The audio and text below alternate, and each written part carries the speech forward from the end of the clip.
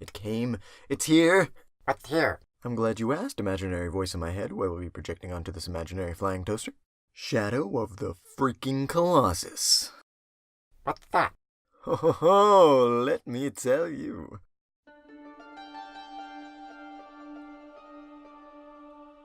Shadow of the Colossus is one of my all-time favorite games, and because I wanted an excuse to talk about it, I will be doing a short review/opinion video. So, fair warning if you're allergic to spoilers and opinions. You have been warned. So, basic rundown of the game. You play as the appropriately named Wander who travels to the Forbidden Lands. Don't touch the fruit. To revive your girlfriend, also appropriately named Mono. Get it? Though to your character's disappointment when the hive mind god sealing thing, Dormine tells you that's not possible. But wait! There's more! Dormine tells you that if you go out and hunt the 16 Colossi, he can revive your dead girlfriend. Sweet.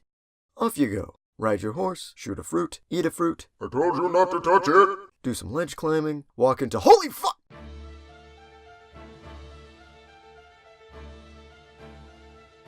So the game's gameplay can be broken down into start at shrine, the starting point, get into the sun to get signal for your Google Maps nav stick, right to where the stick points, killing lizards and fruits along the way, then using your comparatively toothpick-sized sword to stab skyscrapers to death. Essentially ride to boss, climb boss, poke boss to death, repeat.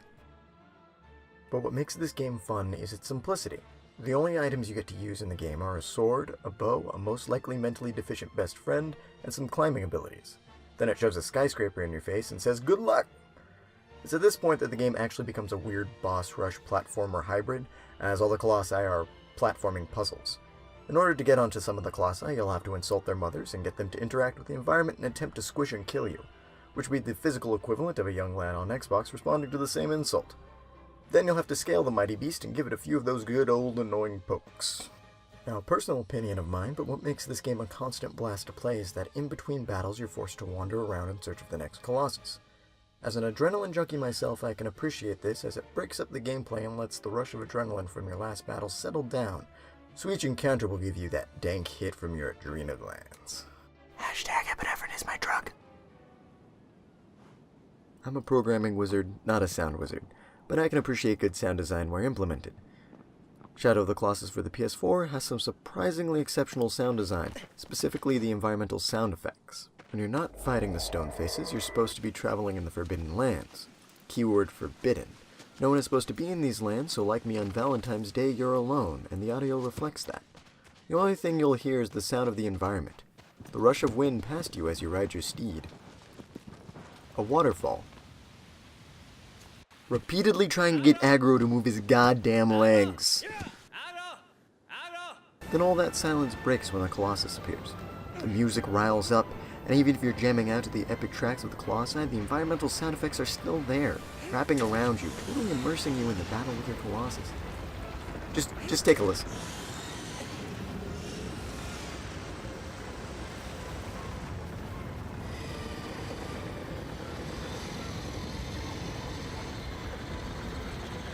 I believe art direction is very important in games.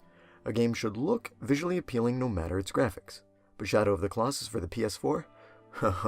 Boy oh boy, I have never been so excited to look at a pile of rocks. This game looks like that really attractive person in your class who you just keep taking glances at, but with each glance you find them more and more attractive. Then you realize there's a photo mode, and you can take some bomb pictures. Then after spending a few hours doing that, you remember you can actually interact with that person. But you still choose to keep taking pictures anyway because they look so goddamn good! Speaking of photo mode, I love games that add this into themselves. I mean, just look at some of the cool screenshots I was able to take.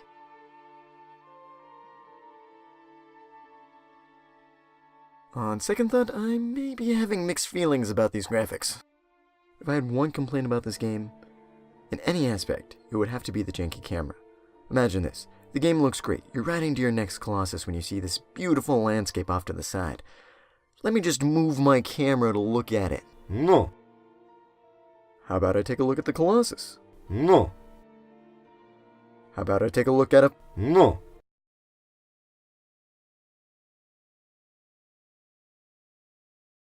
It's a little annoying to keep having to wrestle the camera away from the invisible floating camera gods, But hey, it stayed in place just long enough to watch your only friend die. In HD. Speaking of story elements, if you get a kick out of conspiracy fan theories, then look no further. Actually, you might want to look at these other two games, but seeing as how I could make an entire channel dedicated to the discussion of these games and their lore, I'll keep this short and digestible. Though if you're interested, I'll post a few links in the description to direct you to the entrance of that rabbit hole. So the people who made this game, Team Ico, understand how to tell a story with a lot of intrigue and mystery. Let me explain. So before we even get to take control of our character, we get our world building and general drive established. We enter the Forbidden Lands to save our dead girlfriend, and a suspicious collection of voices, who we don't even know, tells us that it'll resurrect her if we kill some beasts who are somehow tied to the statues on the walls. Also, doing so may spell out our demise. So the equivalent of a modern-day drug-dealing quest. Hey kid, want a soul? I could give it to you if you'll slay these 16 Colossus that may or may not be containing my power. Screw it, she died before I could get a piece of that booty. So the rest of the story is as follows. For each Colossus you kill, you get some dark power thrust into you in traditional Japanese hentai fashion, and as you gain more dark splurge, Wander comes to look more and more like some guy on crystal meth. Once you beat our final Colossus, we get sent back to the shrine, but because foreshadowing, a guy named Iman and his followers are there. Iman then proceeds to identify us as someone he knows, and tells us we're stupid for stealing the sword, trespassing on the Forbidden Lands, and for trusting the literal Satan. For being subjective idiots, he condemns us to death. Wait, I guess we aren't gonna... Oh.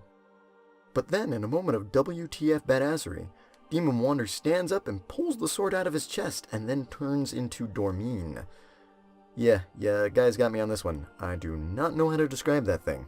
Amon and his lackeys run away, but not before throwing the super special sword into the basin at the bottom of the shrine, which somehow starts glowing and sucking Dormine and Wander in, but in some gameplay you get a chance to change this fate. Well, I'm just kidding. This is the only ending. You're getting sucked into that basin. After getting sucked into the basin, the bridge to the Forbidden Lands is destroyed. Mono awakens, and Aggro limps back alive. I'm sorry. This one always gets me a little bit. And roll credits! But wait! There's more! Mid-credits, you get yet another scene of Amon giving a monologue, and Mono finding you reverted back to a baby, but with horns. Do with that what you will. But really, when this game presents you with a new piece of story, it spawns 1,000 more questions about the world and the people in it, as nothing not important to the immediate understanding of the game is included in the story, leaving everything open for interesting interpretations and theories about not only the story, but the universe itself surrounding it. To wrap up, this game is a masterpiece that has warranted not one, but 2 remakes, based on its design philosophy, open-ended storytelling, and for the time of its original release back in 2005, and even with today's graphical capabilities, technological marvels. I'd recommend this game to just about anyone if you got an extra $40 to spend, and haven't played through this game yet. Go pick it up, you'll be doing yourself a real colossal favor. I personally love this game and would talk about it for weeks if I could, but life called, so I'll leave you here for now. If you have any burning questions, want me to elaborate on more points I didn't cover, or simply want to gush about the game and Team Ico, be sure to do so in the comments below. I'd love to hear what y'all think. Also, if you enjoyed this video and could spare a like and share, please do so. I would love you forever. Now, if you'll excuse me, I need another rush of adrenaline. Hashtag epinephrine is my drug. Oh, did I mention that I have an Instagram and Twitter now? Do follow me, I'll be posting funny and cool stuff there regularly.